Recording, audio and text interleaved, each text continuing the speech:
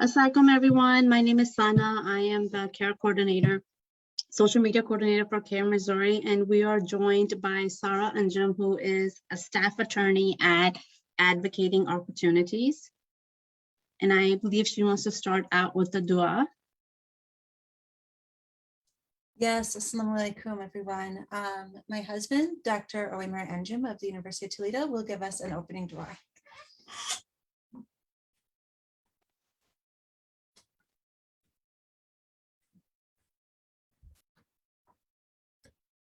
Assalamu alaikum wa rahmatullah, everyone. Wa alaikum assalam. Bismillah ar-Rahman ar-Rahim, alhamdulillah, wa salatu wa salam ala rasulillah.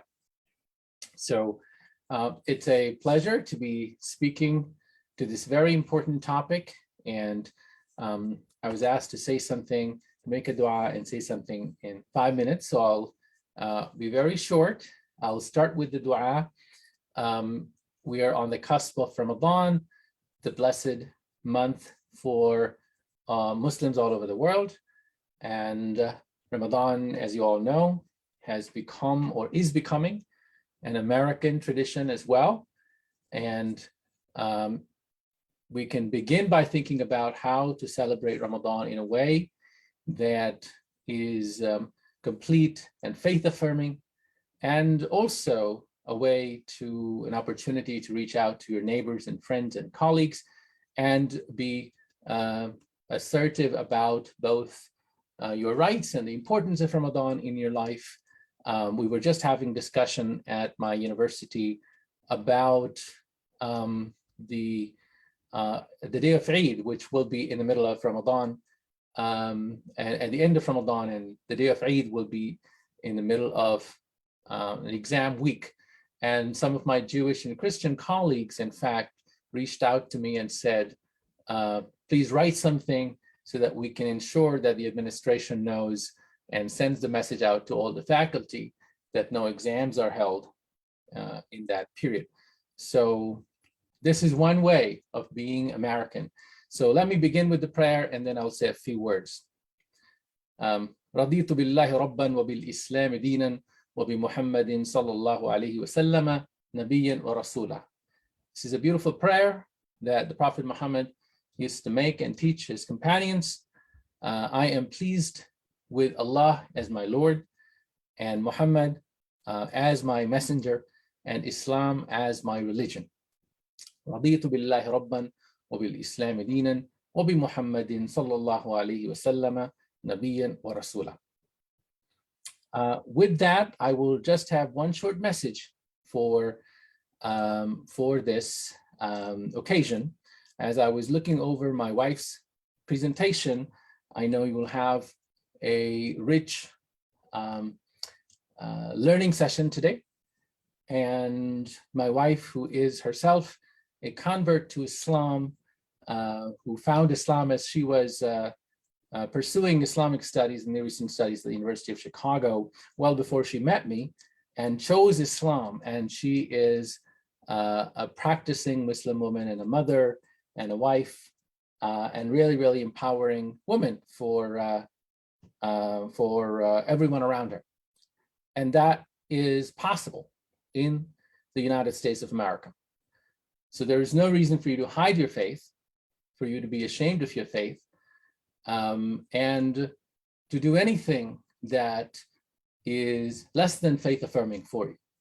And my only message then in this context is my very good friend and a dissertation advisor, Professor Sherman Jackson, who is an African-American who converted to Islam the year I was born.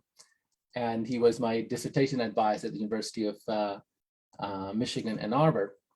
Professor Sherman Jackson used to say something that I think was really empowering and really important. As somebody who was born as an African-American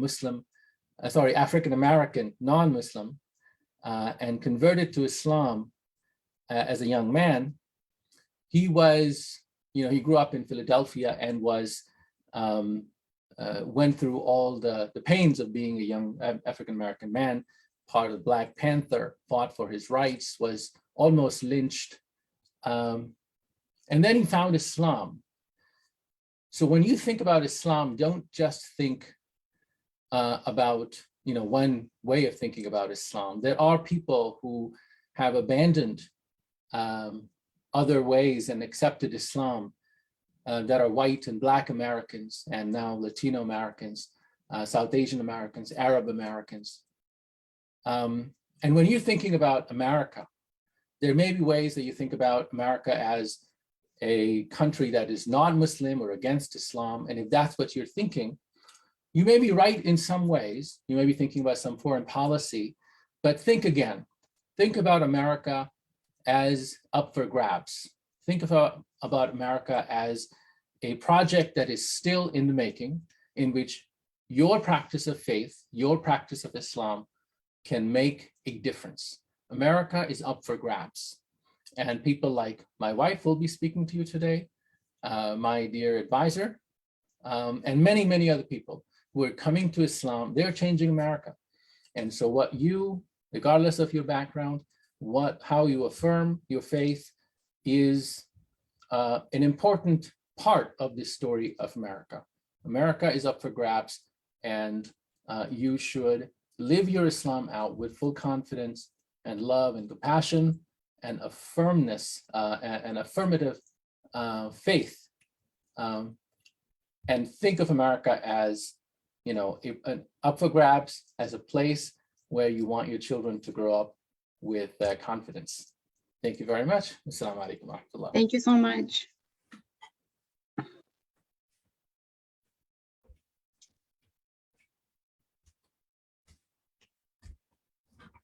Assalamu alaikum again. I'm just going to get going and share my screen, and we'll begin the presentation, inshallah. I just want everyone to know that today's episode is on know your rights, hands off my hijab. When, God forbid, if you get pulled over by a police officer and you have a headwear, these are the steps these are the rights that you should know that you have. Thank you. As American Muslims, we know that our obligation and that our right to practice our faith comes not from the law, but from Allah alone. However, as my husband indicated, we live in a society that is Muslim, but as we know, largely is also not Muslim at the same time. And as Americans, law is the common language that we use to move between diverse populations. It's the common language that we all share and we all thrive when we use. And as American Muslims, as we assert our faith, we add a richness and a strength as we fight to the law, as we fight for our legal protections. There's a history and a precedent for this in American law. In fact, this is how American law came to be. The Bill of Rights, as we enjoy it today, initially only applied to the federal government, and it only protected white men. As more and more legal challenges were brought, as more and more populations fought for and achieved their rights, the entire population, the entire nation gained protections, and those rights expanded. As we as Muslims use the existing legal framework to demand protections for our right to wear hijab and practice our faith, our nation, our entire nation, all of us reap the rewards. I know that CAIR-Missouri recently hosted a really excellent Know Your Rights training by the ACLU. And tonight we will cover some of that same information.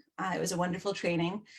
And honestly, the more that we hear our rights, the more that they sink in, because when we have communication with law enforcement or with courts, it's a stressful situation.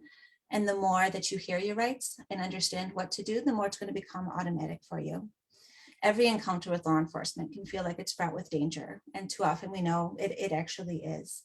And the more often you hear them, it's going to get easier, and you're going to know that you'll be okay. We're also going to talk at length about your protections when wearing hijab.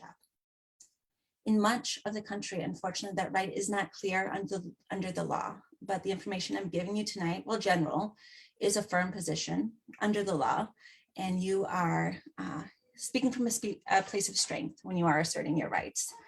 I'm not going to dive into a lengthy case law discussion tonight. I would absolutely love to do that. Feel more than welcome to reach out to me anytime. We'll just never get through this if we get deep into the law, but please always feel free to reach out to me. Hopefully Sister Sana can put my information in the chat. My email address is SA, so my initials for Sarah and Jim, at advocatingopportunity.com. So here in America, estimates of how many Muslims we have vary very widely. Sorry, my kids are coming in. The link's broken. We have 3.85 million Muslims in the United States, at least, potentially more. And about 43% of them, of the women, wear hijab all of the time. That's just a tremendous opportunity, tremendous population, tremendous strength in our nation of women who wear hijab. We are also a very law enforcement heavy society. We have 20 million traffic stops yearly in America, and that number by many estimates is rising. We have more than 10 million arrests here in America. So unfortunately, we all know that many Muslim women will be arrested each year. We have more than 100 million court cases filed each year in state courts. Muslim Americans are certain to have contact with the legal system. And we have unique needs and we need unique protections. So the most common encounter with law enforcement for Muslims in the United States and for Muslims generally is with traffic stops. When you are stopped by the police, pull over right away. Doesn't matter if you don't have your license. It doesn't matter if you don't have your papers. It does not matter. Pull over. That'll save you a world of trouble, including possible deportation, felonies. Pull over right away. I can't stress it enough. No matter what's happening, we can fix it later, but pull over. What I always advise my clients to do. No one can join. The link is broken. I apologize. Those are my children. Emphatically. No, you're okay. The link is broken. I'm sure there'll be ways to handle that, but please close the door and let me continue giving the presentation. Thank you, sweetie. Thank you. All right, they are making sure you're all tuned in, so hopefully you're all there and I will punish them later. This is real life, everyone. It's often like this. All right, so you've started recording, which is always what I tell my clients to do. And I understand that was your advice in the last training too. You don't want to escalate a situation and hold a camera in an officer's face, but it is a really good idea to have a record of the encounter. So what I tell people to do, when you pull over, quick before the officer gets to your car, press record. You can mount it on your dash. Ideally, you'd have a dash cam. If you don't, that's okay. Some people put in their lap, whatever you need to do, just don't escalate the situation. So you're recording, you have your hands on 10 and 2. Officer gets to the car. You say, officer, I'm going to produce my license and my registration for you. And you're going to tell them where you're going to reach next. Again, you're helping to de-escalate a situation. You're putting the officer at ease. He is safe. These are the two things you're grabbing, and this is where you're grabbing them from. If your insurance is on your phone, that happens too. Just tell the officer what you're doing before you do it. Now, if your driver's license has a picture of you not in hijab, and you have since started to wear hijab, tell the officer that. Again, you're going to prevent future problems by just saying, officer, based on where my sincerely held religious beliefs are now, I'm wearing hijab. I'm not in my photo, but I'm not able to remove that. But if you have any questions about my identity, we can continue talking. And we'll get to a minute about what you are and what you are not going to talk about. There is never, ever any need during a traffic stop to remove your hijab. If it is your sincerely held religious belief that you wear that hijab, you can tell the officer, I am declining to remove my clothing for you. And I encourage you to put it just like that. That is a very stark way of telling them how serious this is to you to remove. Exercise your right to remain silent. You don't need to answer most questions. You will, however, ask a question. So returning now to our little narrative of what you're going to do if you're stopped, you've produced for the officer your license and insurance. Officer, what is the reason for the stop? At that point, you're locking them into a reason for the stop. We have a big issue in this country, and it's legal, with stopping individuals for a reason other than the stated reason. So right away, we want to lock them into a story. Why are we stopping? What are we doing here? That again, should there be any future issues that result in a court case, that sets a kind of a timer starting as well for the court. How long should this stop be taking? Because if it's being prolonged, that will have legal consequences in the future for any legal case potentially against you. So it's for your protection, always ask, officer, what is the reason for the stop? And be calm and friendly about it. It's fine. Beyond that, you do not need to make any statements, and we encourage you not to. So again, you've produced your name, you've produced your insurance, your identification at this point is established. You don't need to remove any clothing of any type to further establish your identity for the officer. You've provided that. At that point, you may decline to answer any further questions, and we encourage you at that point to please stop speaking. However, if you do speak, it is vital that you do not make any false statements. I know this one was gone over in depth in the last training as well. We encourage you not to consent to a search of your belongings. If you're in an automobile, it may be searched anyway.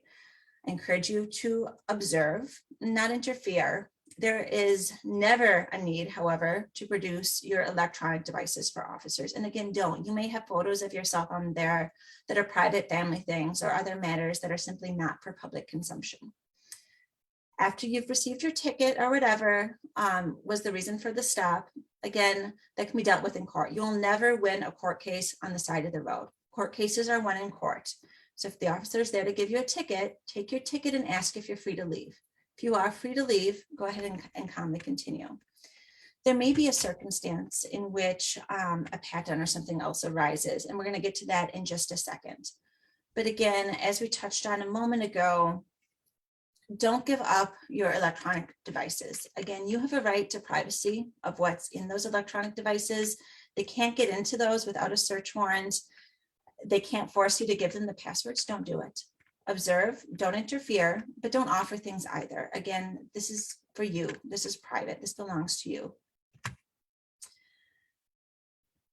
Now, whether you are searched incident to arrest or at an automobile stop in which you ended up being arrested or just on the street, ask the officer whether you are required to show ID. When you are walking down the street, oftentimes you may be required to show ID. You may not be. So it's okay to ask. Ask the officer, what's the reason for the stop? Am I required to show ID? If the officer wishes to pat you down, again, ask them why. And I wrote the legal words here, articulate your reasonable suspicion. That is the legal standard that they need. So it needs to be a reasonable belief that there's some sort of something going down, some sort of crime is afoot here. However, if you make them state it beforehand, again, you're locking them into something that may later be challenged in court. The more that you're able to remember and follow these procedures, the better your standing will be to challenge anything later on that goes wrong. Again, though, if you forget, let your guideline be what's right. So it is not appropriate that a male officer pat down a Muslim woman who desires not to be patted down by a male officer. So ask the officer, why are you doing this? And then ask for a female officer. Officer, this is against my religion. This doesn't feel right. I would really like a female officer. Be calm and polite about it. They can pat over your hijab. They can't do, and the phrase I most often hear is a search of your scalp. They don't get to get into your hair if they are just patting you down. Just a quick search for weapons. I wear pins on top of my hijab. If I were to be patted down, I would warn the officers, I have pins there for your own safety. I just want to make you aware of where those are, but they can't be more intrusive. They're not allowed to go up between your legs. They're not allowed to go deep in anywhere that's private. And again, it's okay to assert this is private, this is uncomfortable, because a pat down is meant to be just that, a pat down for weapons or things of danger. If you are in the circumstance to have an encounter with ICE, don't give false paperwork or identification. If you are an American citizen, you don't have to prove it. You don't need to make statements to prove it. You can decline to answer further questions, or you can produce your driver's license if required to do so. There's some circumstances in which you may have to show your immigration papers to an ICE agent when you are not a US citizen. However, at that point, we encourage you to state that you wish to remain silent and request an attorney. You do have the right to an attorney during encounters, and we ask that you invoke that right. And we'll talk more about how to do that here in just a minute. You always have the right to an attorney. And we encourage you to always have an attorney present. This applies whether or not you're in custody or out of custody. You have the right to have an attorney with you. Don't say, I think I need an attorney. I would like an attorney. I want an attorney. Those are the magic words. Even if you didn't do anything wrong, at any time, anything that you say can be used against you. And a Miranda warning isn't a magic wand. Your case doesn't automatically go away if you don't get one. It's something I hear a lot from clients. Well, they arrested me and I didn't hear Miranda. It does not matter. I may have a good motion to suppress later on if you didn't get Miranda when you were in a custodial interrogation. That's way too complicated to get into on the spot.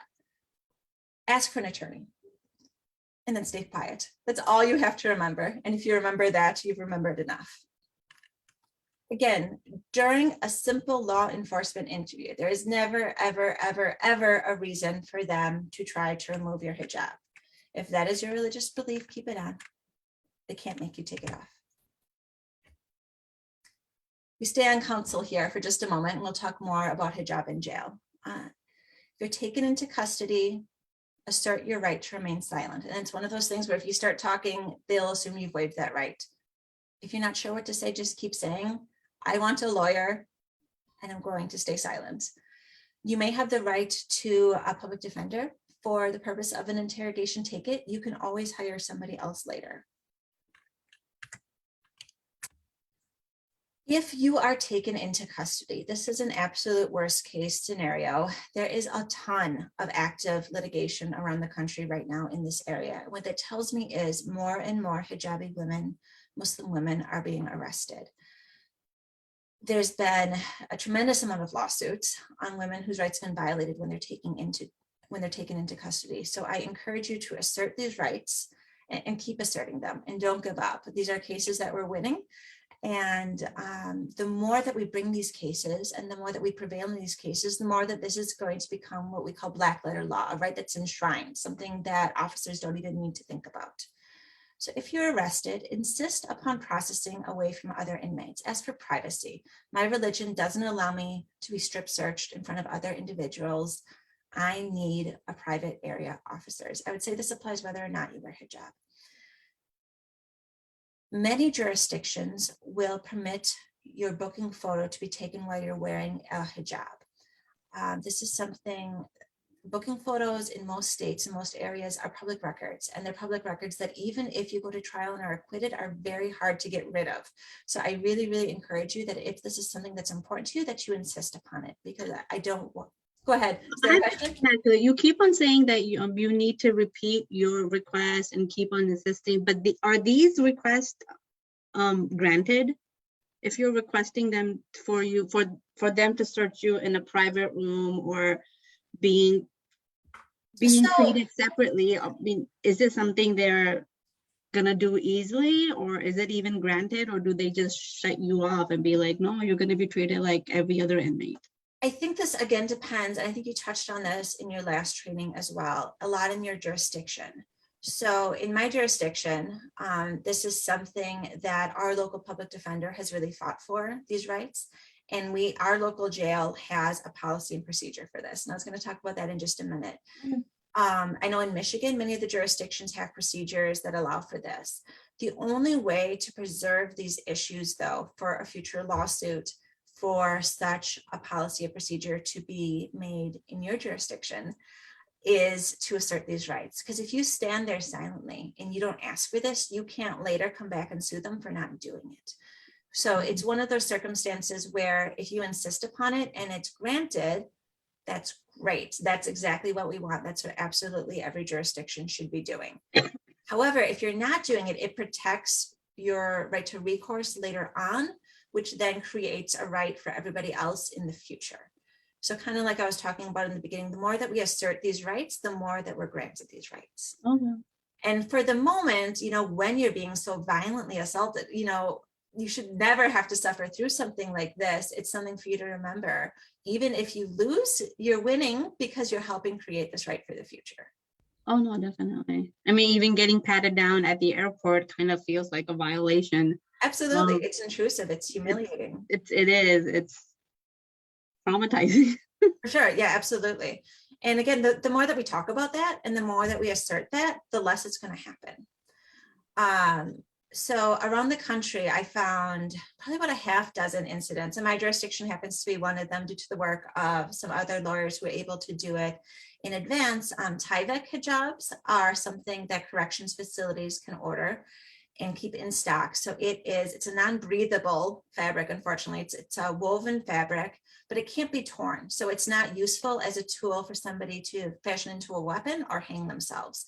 So it's not been deemed to be a risk. And some jurisdictions I researched have these hijabs as a result of litigation. So they've deprived a woman of her right to wear hijab in her booking photo and while incarcerated, and others have been able to talk to their local sheriffs and have this placed beforehand. So it's definitely something I look into. I would encourage you to look into in your own jurisdiction, hopefully before anybody you know or love is arrested. But afterwards, we can do it on the lawsuit front too. Some jails prohibit Muslim women from wearing hijab. In fact, one of my judicial mentors told me she once released a woman from jail because the facility wouldn't allow her to wear hijab there. And to her, her First Amendment right to wear hijab was more important than the rule that she violated. Again, these are lawsuits that we win when they're brought. You absolutely ought, under the Constitution, under our laws, to be able to wear hijab. And again, even if you lose, you're going to win, because later on, CAIR, the ACLU, or another organization can help you. And my hope is that we're able to make this an absolute right around the country.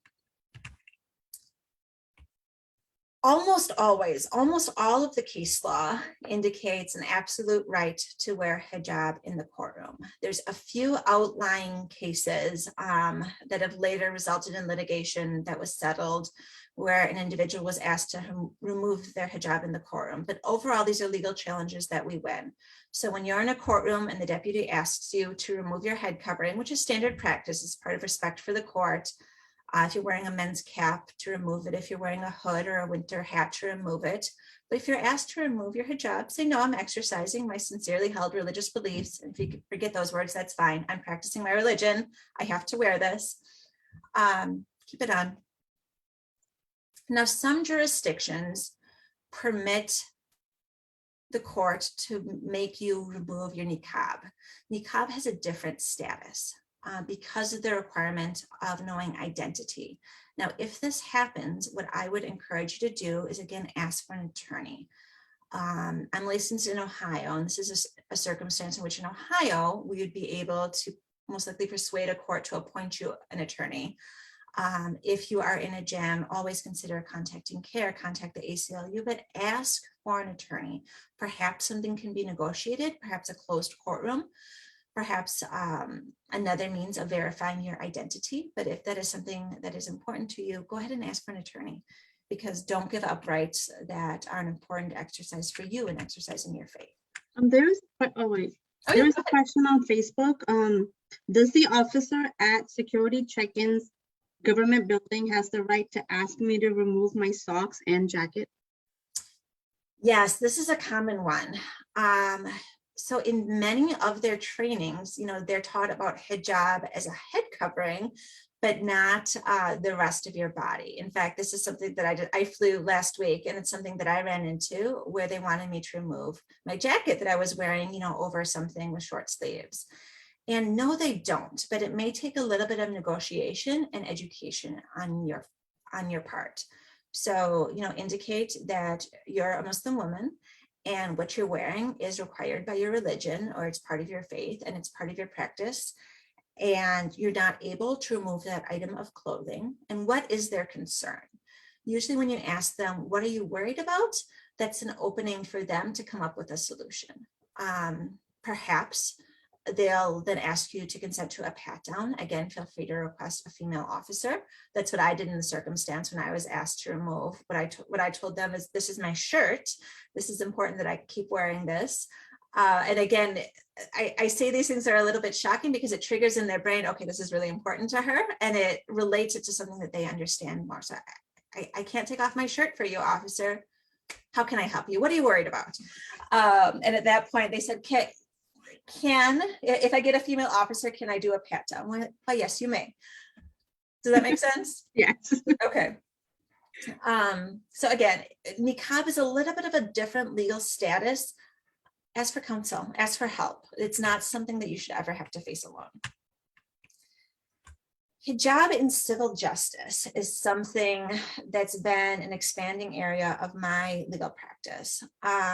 In every single case that I've had with a Muslim woman as litigant, the opposing party has used the discovery process as an attempt to harass and embarrass. So what they will do is they will demand images of the woman not wearing hijab, or they'll demand private information, or seek to introduce, when the other party already has it, evidence of something that violates the woman's faith. I think part of this is built upon a stereotype that will melt, will die, will give up, will stop fighting you if you harass us in this way. I think part of it is just a basic parties to lawsuits will do anything that they can to gain an advantage.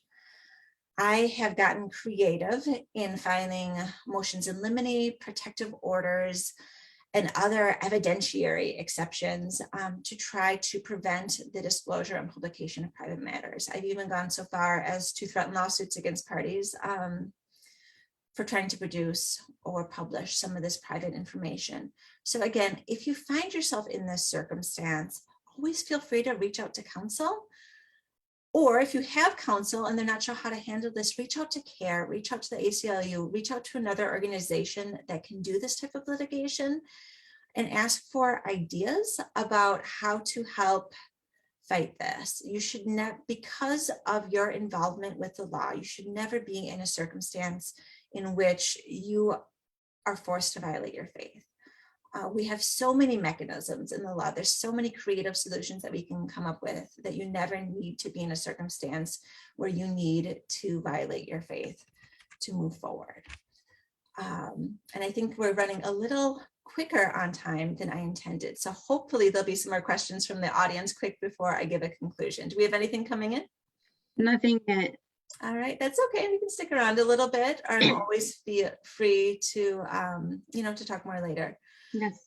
But I encourage everyone to never compromise. I know as an attorney, I'm working in law, which is a very conservative area that until very recently was dominated by white men. I know that I'm standing on the shoulders of women who have fought before us for minority rights in the courtroom, for the rights of women in the courtroom. And we all benefit from those battles that they fought, and they were hard fought and they were recent. Even still, I have faced incredible Islamophobia throughout my career and incredible barriers. I have been banned from more corrections facilities than I can count, and won every battle. Because as we assert our rights and as we fight, we make it better for the women who come after us. That is all I have. Oh, well, there's one more question. Yeah. If the officer stops me for a speeding ticket while going to the mosque, would this be an acceptable excuse? No. Leave 5 minutes earlier. Yeah. That person tried. All right, fair enough. All right, well, thank you so much for having me tonight. This was fun. No, this was I think repetition on topics like these, it's necessary. I mean, the more information that we have, the better. Yeah. Wait, the follow-up is that, is this acceptable excuse for religious matter? Oh, you mean for like missing your prayer? Getting a speeding ticket, either way. Okay, yeah. So I think with the officer, you are probably not going to win that one. And I would take the ticket. So that would be my legal answer. Maybe if you fought the ticket in court, maybe your lawyer could do something with it. I don't want to cut off a good argument you might make later. But at that moment, like I told you, we don't win court cases on the side of the road. So I would go ahead and take your ticket. As for if you're asking religiously, is that an excuse for missing your prayer at the mosque? I'm not a scholar, but my personal answer would be to make up your prayer when you were able to get there. Yeah. Here's another question. What can we tell our little girls about their rights? I would tell your, I would actually start by asking your little girls, what are your rights? Because it's fun in watching our children. Many of mine have busted in while we've been here. It's fun watching how much they learn from us and how much they learn is important. So they understand the importance of prayer by watching us do it. They understand the importance of fasting by watching us do it. So I would ask them what's important to them and what's their understanding of Islam and what's important to them as they practice their faith. And then, I would read books and start teaching them about the law and about those who have fought before us to create these laws, those who have expanded these rights to our Jewish population and to other religious minorities and to racial minorities. And, so I'd recognize that struggle. And I'd ask them, how can we contribute to the struggle? How can we make America a better and safer place for us? And I would tell our little girls to never, ever, ever compromise, because as we add more great minds to the law gets better. I know you said you get a lot of these cases. So how many of these cases have you handled? I don't How know. often do you get these cases? Often. And part of it is kind of a bias in that I like this type of case. So the nonprofit I work with works with individuals who are exploited and victims of human trafficking. And outside of my employment, in my work that I do pro bono, I like these cases. I like to defend women. I like to fight for our rights because I think the law can do better than it's doing for us. I think we have a ways to go. And I like to be one of the people who contributes to it. The law is a shared product, a shared product that we've made as Americans, and I want to be part of making it better. No, you're doing an amazing job. I mean, like 20 years from now, this would have been impossible. We've benefited so much from CAIR and, all the fights that have been fought. Here's another one. Do I have the right to ask the officer to follow me to the mosque and give me the ticket there after I finish the prayer? Because if I wait for him, I will miss the prayer. Someone told me that I can do that. Is that correct? With the important caveat that my law license is in Ohio, no, you can't. And that is a very risky strategy. Like we talked about early on, you don't want to give the officer the impression that you're not complying with them or that you're fleeing from them. So certainly if you're on a busy road right in front of the mosque, you could ask the officer if you can pull into the mosque's parking lot for safety. But I would absolutely not try to change the location of the stop, because what you're going to do is you're going to put the officer in fear for his own safety or make him think that you're fleeing. And I don't want you to end up with a felony. That being said, I absolutely adore your commitment to making your prayer and really encourage you to leave 5 minutes earlier so you can make it. I just want to emphasize on when you get pulled over, the officer does not have the right to search your car. Correct. Even if they say a bunch of numbers, law, I don't know, like according to whatever law, without a warrant, they cannot search your car. Well, hold up, not Okay. quite. No, so if there's reasonable suspicion, so in law school, we have what's called the automobile exception. Okay. So to search your house, they need your consent, or they need an emergency, or they need a warrant. To search your automobile, what they need is reasonable suspicion, but they have to be able to say what that suspicion is. So if they pull you over for speeding, they can't search your car. Absolutely not without a warrant, you're right. But if they stop you for speeding and you pull away to drive to the mosque, or they see contraband, they see drugs or a gun that you're not legally allowed to have on the seat, at that point, they can search your car. Okay. Oh, okay. Yeah, but I also encourage you not to give them permission. So they might say all sorts of things and say, and it's really best for you if you agree that I search your car. No, it's not. No. because once you get pulled over, I mean, your BP is already high, and you Absolutely. lose control. You just want to get this over with. Absolutely. And that's why I encourage people to ask the reason for the stop and pin them down to that. Okay, you're stopping me for speeding. And now, unless something else happens, you don't have the right to search my car. So if you remember, ask the reason for the stop. Okay. Just, I think that is all for the questions that we have right now. Okay. Well, thank you. Yeah, thank you so much. This was fun. This was fun. And like I said before, repetition is necessary. The more we do this, the more information we get out there to the public, it's better for everyone. Inshallah. All right. Well, thank you. Thank you so much. And we hope to working with you again. Inshallah. All right. Thank you. Assalamu alaikum. Walaikum assalam.